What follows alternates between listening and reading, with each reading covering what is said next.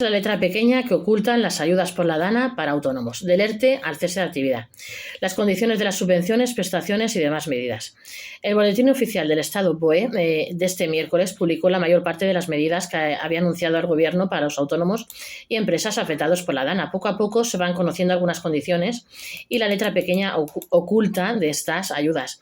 Así es la letra pequeña que ocultan las ayudas por la DANA para autónomos, del ERTE al cese de actividad.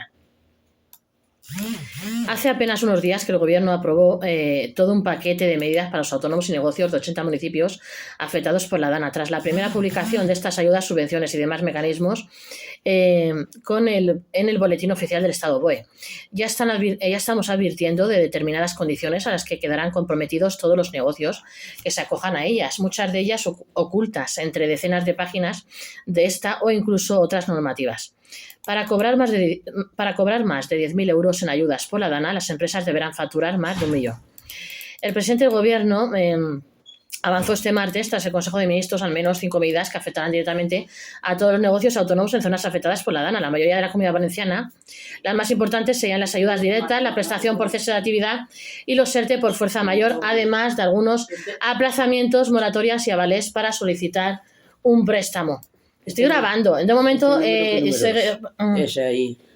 Me ha fallado el boli. Ahí que está ahí rayado ahí. 5. Ese número. ¿Qué número es ese? 5.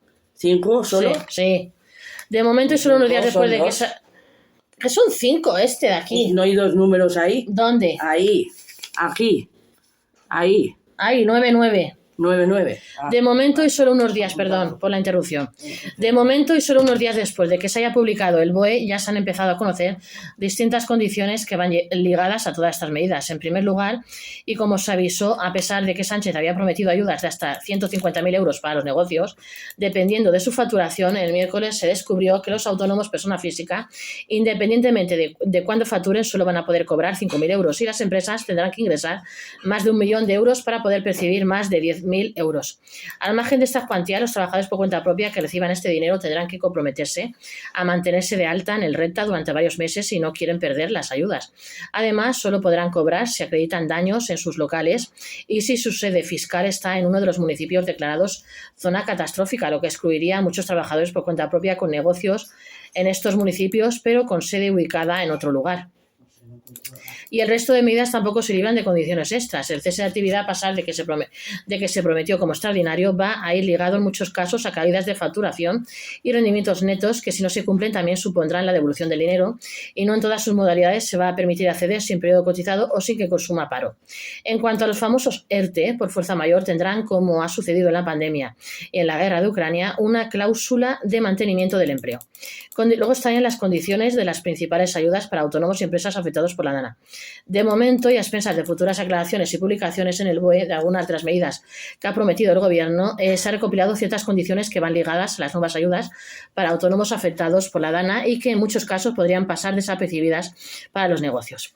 Están las ayudas directas, compromiso de mantenerse de alta, sede fiscal y acreditación de daños. Las ayudas directas para los autónomos y empresas para paliar los daños ocasionados por la DANA han sido la principal medida del Real Decreto Ley 6 de 2024 del 5 de noviembre para reconstruir los negocios de las zonas afectadas. Sin embargo, estas subvenciones, a pesar de que por primera vez no son finalistas y en principio no van a requerir justificación, también tienen sus condiciones y letra pequeña. En primer lugar, y como avanzamos en otro de nuestros vídeos aquí en este vuestro canal, aunque el presidente del Gobierno prometió ayudas de hasta 150.000 euros para las empresas afectadas por la DANA, lo cierto es que solo aquellas que superen el 1 millón de euros de facturación podrán acceder a subvenciones superiores a los 10.000 euros. Es más, los autónomos, persona física, independientemente de los daños que hayan sufrido y de cuánto ingresen, van a cobrar siempre una cuantía fija de 5.000 euros. En el caso de que sean sociedades jurídicas, la cuantía irá creciendo según su facturación, pero con niveles de ingresos requeridos muy elevados. Como se puede ver en la siguiente tabla, para alcanzar los prometidos 150.000 euros, los negocios tendrían que facturar más de 10 millones de euros, algo que no cumplen más del 98% de las actividades en España. 1 millón 10.000, 1 millón a 2 millones 20.000, 2 millones a 6 millones 40.000, 6 millones a 10 millones 80.000 y 10 millones 150.000. Al margen de la cuantía, hay otras condiciones que incluso podrían dejar directamente excluidos de las ayudas a muchos autónomos que se han visto realmente afectados por esta catástrofe. En la misma línea que comentó el presidente de ATA, se recuerda que estas subvenciones se limitan solo a las casi 80 localidades afectadas que recoge el BOE. Sin embargo, según se apunta, lo que dice la ley es que para cobrar la ayuda, el autónomo tiene que tener su sede fiscal en una de estas localidades, algo que no tiene por qué estar relacionado con el haberse visto afectado por la DANA. Igual, imaginemos un trabajador por cuenta propia que tiene un local en uno de los municipios afectados, pero que sin embargo tiene otros negocios y vive en Valencia, capital.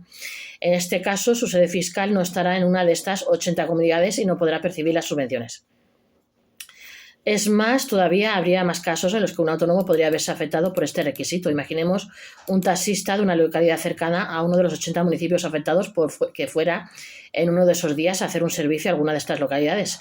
Si perdió el vehículo, su principal medio de ingresos, tampoco cobraría ninguna ayuda, puesto que su sede fiscal no está ubicada ahí. Por otro lado, y aunque no lo marque expresamente el Real Decreto Ley publicado el 5 de noviembre, es requisito que el autónomo o empresario acredite algún tipo de daño ocasionado por la DANA para poder cobrar estas ayudas. Esto no se marcó en este decreto, pero sí se dice claramente en el artículo 27 del Real Decreto 307 de 2005 que regula las subvenciones en situaciones de emergencia. Os lo voy a leer. Artículo 27. Beneficiarios y requisitos. Podrán ser beneficiarios las personas físicas o jurídicas titulares de los establecimientos industriales, comerciales y de servicios debidamente registrados a efectos fiscales en funcionamiento y con un número de empleados igual o inferior a 50 que hayan sufrido daños de cualquier naturaleza en las edificaciones, instalaciones o bienes de equipamiento afectados a la actividad empresarial como consecuencia de la situación de emergencia o de naturaleza catastrófica. 2. Las ayudas previstas en este Real Decreto se destinarán a la reconstrucción de los edificios y de las instalaciones industriales, comerciales y de servicios que hayan sufrido daños, a la reposición de su utilaje, del mobiliario y de otros elementos esenciales, así como las existencias y productos propios de la actividad empresarial. Y 3. Será requisito imprescindible que el titular del establecimiento tenga contratado póliza de seguro en vigor en el momento de producirse los hechos causantes y que el daño se hubiera producido por algún riesgo no incluido en el seguro de riesgos extraordinarios o en la cobertura ordinaria de la póliza de seguro. Artículo 27 del Real Decreto Ley 307/2005. Fuente del BOE, según el BOE. Por último, la concesión de esta subvención quedará condicionada a que el beneficiario siga de alta en el censo de empresarios, profesionales y retenedores con fecha el 30 de junio de 2025. Por lo tanto, si el trabajador por cuenta propia o empresa se diera de baja antes de esta fecha, tendría que devolver la ayuda. Un cierre que en algunos casos será inevitable, puesto que la mayoría de estos negocios van a tardar varios meses en empezar a abrir con normalidad. Luego estaría la prestación por cese de actividad. Se conserva en algunos casos el requisito de caída de facturación y beneficios.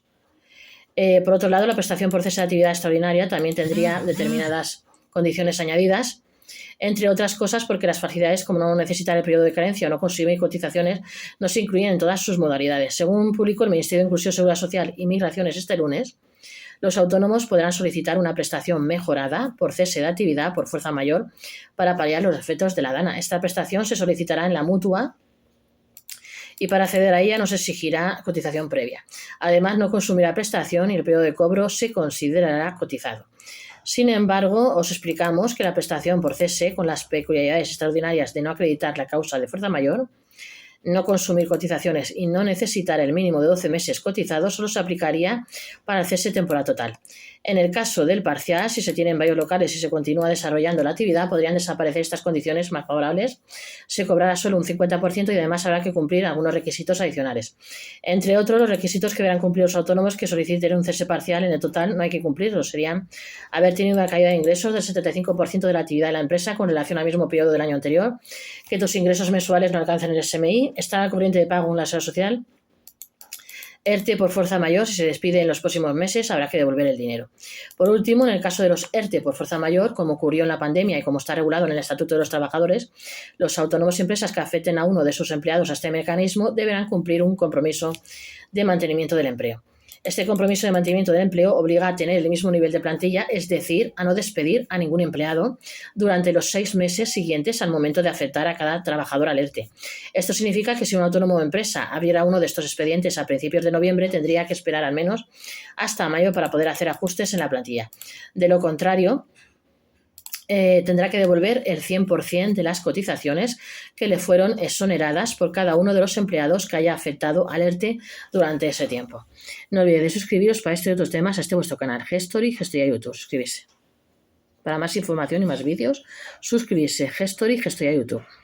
Muchísimas gracias a los 865 suscriptores que ya tenemos. Espero nos ayudéis a llegar a los 1000 suscriptores o más para más información y más vídeos y gratuitamente. Darle like a la campanilla y subirnos a todas vuestras redes sociales, que agradecemos mucho para que lo vea más gente y se informe más gente.